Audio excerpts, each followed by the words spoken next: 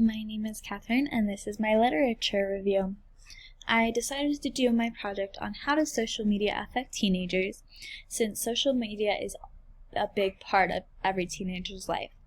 I know myself that I have, I think, 5 social media apps, which is about 5 too many sometimes. So basically, when did this all start? When did social media start booming? Most people would consider MySpace being the true start of social media in 2003, and that led to Facebook, and from then on there are countless social media sites. I know personally that I was allowed to have social media once I was in high school. So I never had a MySpace, never had a Facebook. I started off with a Instagram and a Snapchat.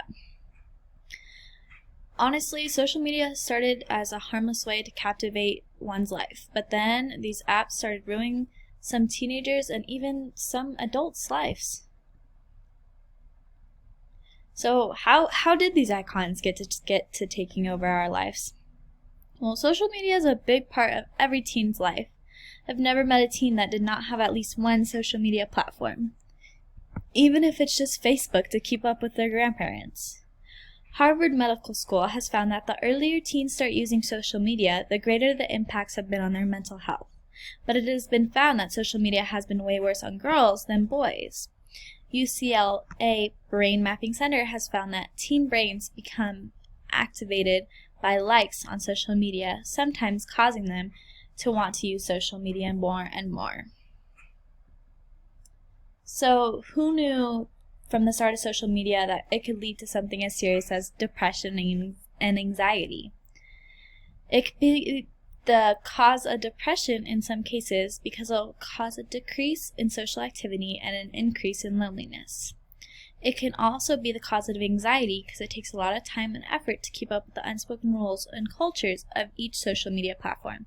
As a result, this puts additional pressure on teens, which can cause feelings of anxiety.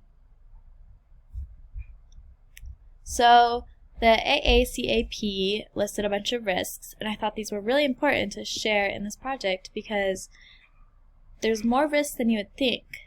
So the risks are exposure to harmful or inappropriate content, exposure to dangerous people, cyberbullying, a risk for depression and suicide, oversharing personal information, exposure to excessive advertisements, privacy concerns, identity theft or being hacked, interference with sleep, exercise, homework, or family activities.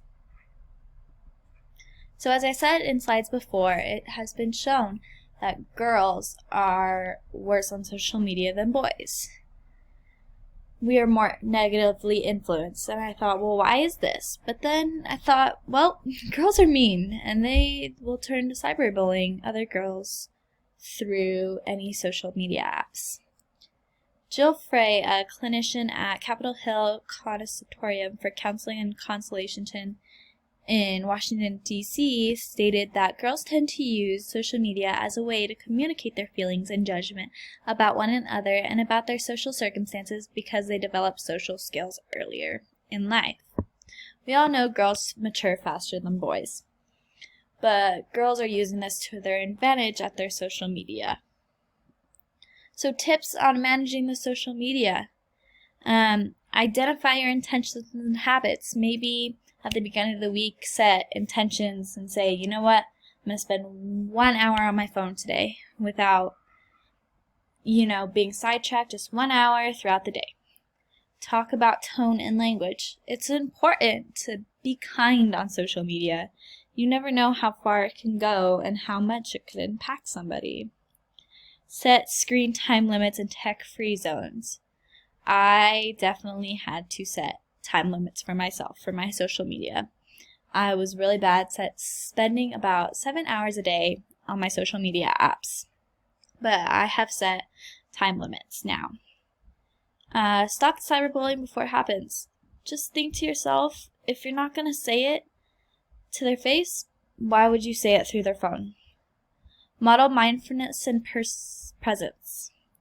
Look for changes in behavior, not only in yourself, but in your friends too.